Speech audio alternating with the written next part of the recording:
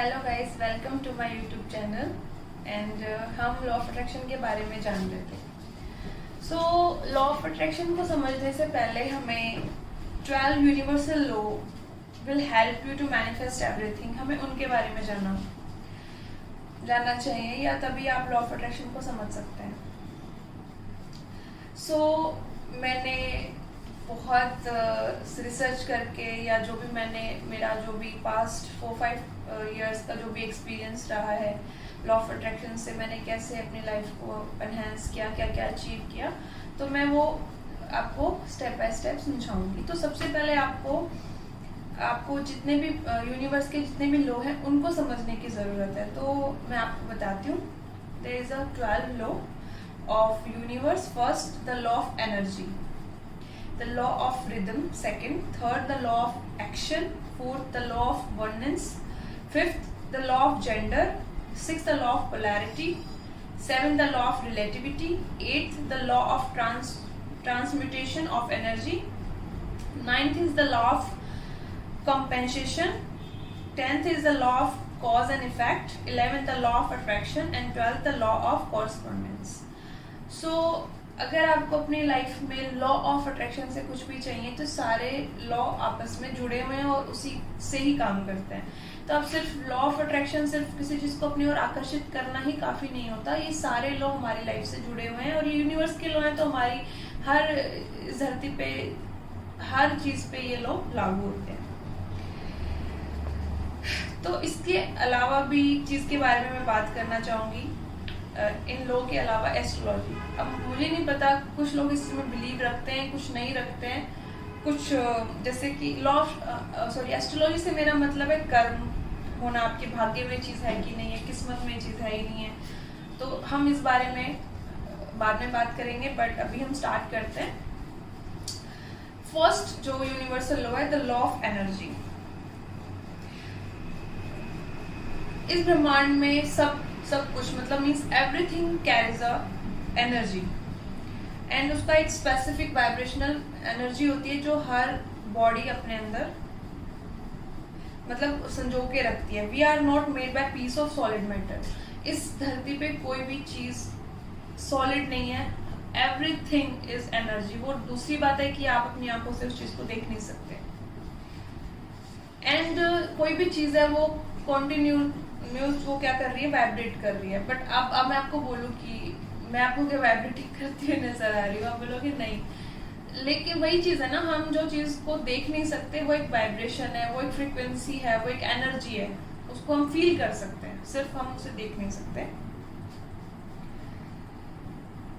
So person के अलावा आपके जो थॉट्स होते हैं, आपके जो इंटेंशन है, आपके जो इमोशंस है, उनकी भी एक फ्रीक्वेंसी, उनकी भी एक स्पेसिफिक वाइब्रेशन होती है। तभी तो बोला जाता है कि मतलब when you understand that everything in your life contain energy, like your house, your books, your car etcetera, everything contain energy. ठीक है, तो जब आपको इस चीज़ के बारे में पता चलेगा कि सब कुछ एनर्जी है, तो शायद आपका चीज़ों को देखने का नजरिया बदल जाए।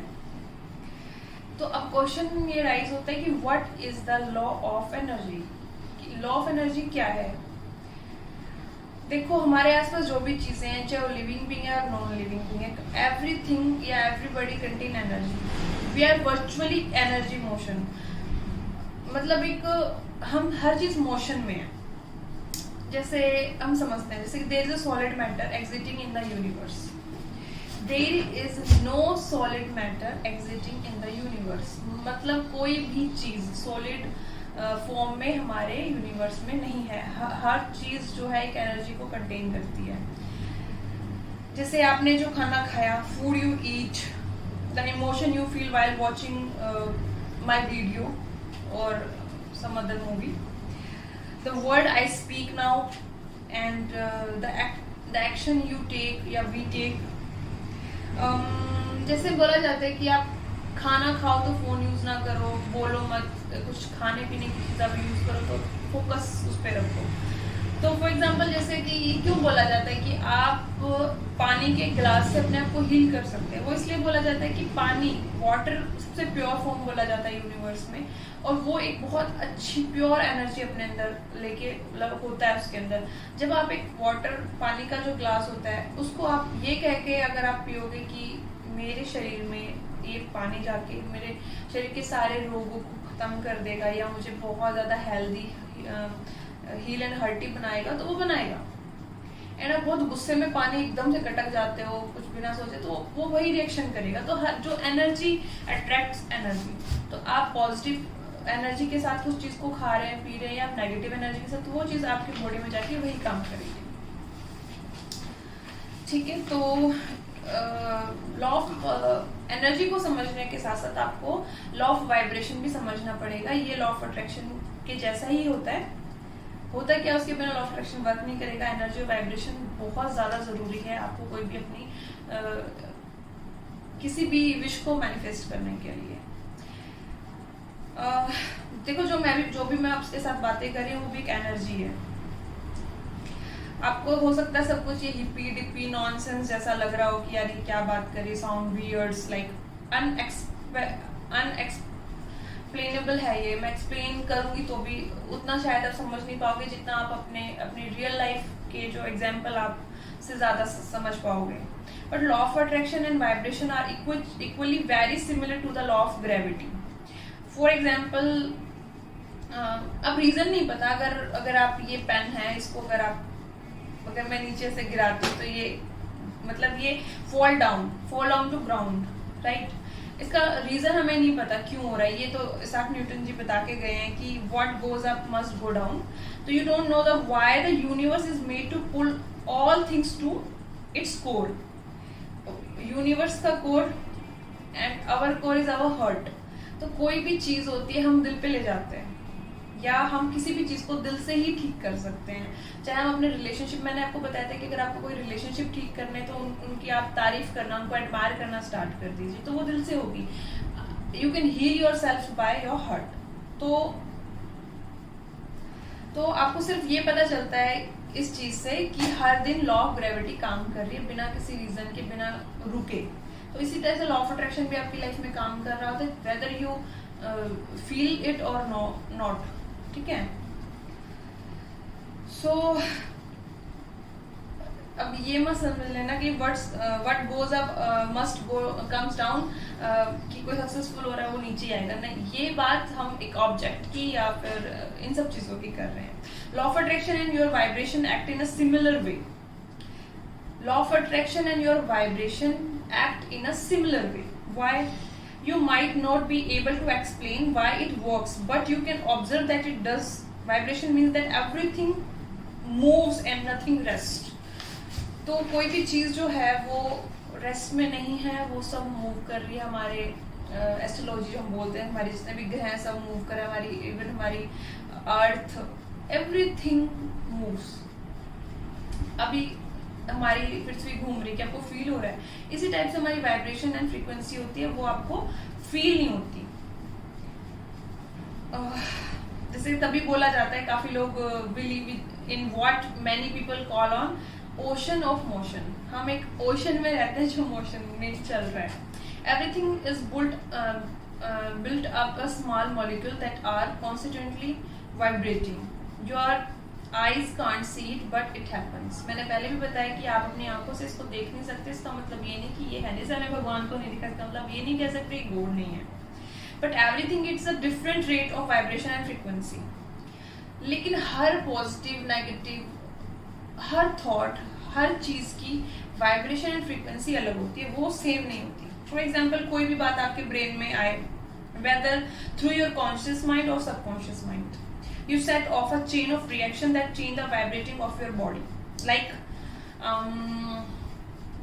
आपसे मैं अभी भूतों की कहानी आपको सुनाने लग जाऊँ, या फिर आप कोई हॉरर मूवी देख रहे हैं, तो आपकी जो बॉडी की वाइब्रेशन है वो थोड़ी चेंज हो जाएगी, वो एक स्केरी वाइब्रेशन में आ जाएगी, या आपको डर लगने लगेगा, या आपका एग्जाम है, आपने दिया है, आपका कल रिजल्ट आने वाला है, तो आप आप एक नर्वस वाली फीलिंग महसूस करेंगे, आप एक ऐसी फ्रीक्वेंसी अट्रैक्ट करेंगे कि कहीं मैं फेल ना हो जाऊं।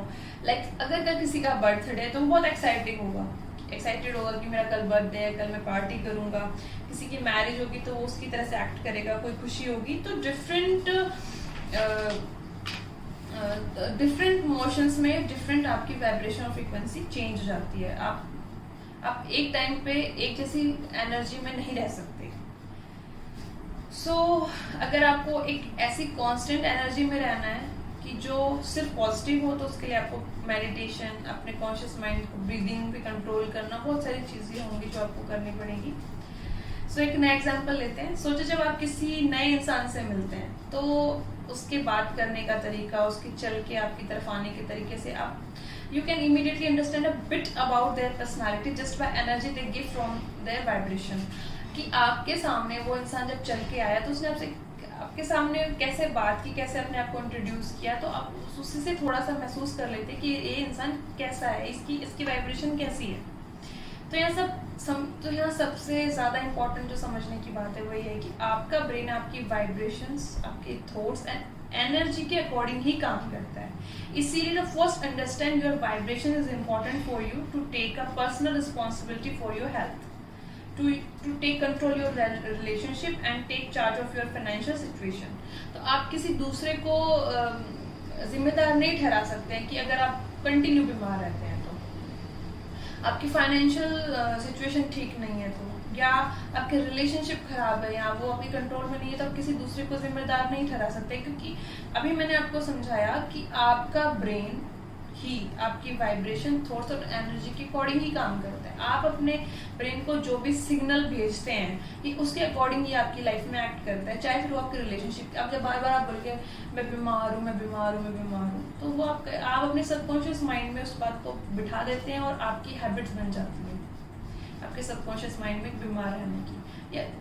तो इसीलिए आप जो बोल रहे हैं कंटिन्यूसली आप उस पर प्लीज ध्यान दें। तो आपके रिलेशनशिप को खराब करना और ठीक करना आपके हाथ में, आपकी हेल्थ को ठीक करना और ज्यादा बेकार करना आपके हाथ में है, और आपकी फाइनेंशियल स्टेबिलिटी भी आपके ही हाथ में। तो understand others, you need to shift your own frequency, see the world through their eyes. और अगर आपको कोई, जैसे मैं आपको कोई भी चीज समझा रही हूँ, I am not your mentor और बहुत कुछ मुझे नहीं आता है, बट अगर आपको मेरी तरह से जिंदगी को देखना है कि मैं इतना पॉजिटिव रहने के लिए क्यों बोल रही हूँ, तो सबसे पहले आपको अपनी फ्रीक्वेंसी चेंज करनी पड़ेगी। कि आप एक नेगेटिव माइंडसेट से मेरी बातों को नहीं समझ सकते। प्लीज टू बी ऑनेस्ट, सबसे पहले आपको अपना माइंड क्लियर करना पड़ेगा। चलो एग्जाम्पल, अच्छी एक बात सोचो, have you ever notice that when you are in a negative space, एक एग्जाम्पल ले लेते हैं कि किसी का रिजल्ट आया और वो फेल हो गया, तो नहीं, रिजल्ट से आप नहीं समझ पाएंगे। कोई भी एग्जाम्पल ले लीजिए, एक इंसान बहुत अकेला है, उसको अकेला रहना पसंद है, आइसोलेटेड रहना पसंद है, वो बहुत टाइम से अकेला रह रहा है, तो उसको वो एक नेगेटिव, अकेला रहना बुरी बात नहीं है, लेकिन अकेले रह के नेगेटिविटी में घुस जाना वो बुरी बात है। तो एक इंसान है वो नेगेटिविटी में भी है और आइसोलेटेड भी है, तो उसको वैसे ही लोग या वैसी ही पिक्चर्स, वैसी फिल्म्स, वैसी वेब सीरीज, वैसा ही रहना, वैसे ही एक्ट करना उसको पसंद होगा। उसको वैसे ही लोग पसंद आएंगे नेगेटिव से, जो जिनकी लाइफ में कोई होप ना हो, वो बंद कमरों में रहना पसंद करते हो, तो उनको वही लोग पसंद आएंगे। इसी टाइप से अगर आप सुपर एक्साइटेड हैं, आप बहुत खुश हैं, तो और वही नेगेटिव इंसान आके आपसे बात करने की कोशिश करता है और आपसे नेगेटिव बातें करने स्टार्ट करता है, आप क्या करेंगे? मुझे लगता है 9 तो 11 हो जाएंगे, भाग जाएंगे वहां से कि नहीं, I am very very positive person, मैं किसी नेगेटिव इंसान के साथ नहीं रह सकता, ना ही मैं मतलब नेगेटिव बातें सोच सकता हूँ, ना ही सुन सकता हूँ। तो सबसे ज्यादा इंपॉर्टेंट चीज ये होती है कि आपकी वाइब्रेशन और फ्रीक्वेंसी आपके लिए बहुत ज्यादा मैटर करती है, वो ही आपको पॉजिटिव और नेगेटिव चीजों से बचा के भी रखती है। इसलिए बस आपको थोड़ा सा अवेयर होने की जरूरत है for your vibration and those around you, for being awareness into your life. अब 4-5 चीजें हैं जो बहुत ज्यादा मैटर करती है लॉ ऑफ अट्रैक्शन को समझने के लिए। सबसे पहले फोकस ऑन योर प्रेजेंट। अब जितना अपने पास्ट को खींच के अपने फ्यूचर में, प्रेजेंट में लेकर आएंगे, वो उतने ही अपने आप आज के दिन को खराब कर रहे हैं। अपने वाइब्रेशंस पे आपकी कंट्रोल होना चाहिए, आपके थॉट्स पे, आप जो बोल रहे हैं वर्ड्स के ऊपर, और आपको कंट्रोल करना आना चाहिए। आप ब्रीदिंग प्रैक्टिसेस लाइक आप ब्रीदिंग कर रहे हैं और आप सोच नेगेटिव रहे हैं तो जस्ट अपना फोकस आप अपने ब्रीदिंग पे करें, ताकि आप पीस ऑफ माइंड और काम माइंड से अपने आप को आप सुन सकें या समझ सकें कि आपका अंदर आपसे क्या बात करना चाहता है। मेडिटेशन करें। सो नेक्स्ट हम बात करते हैं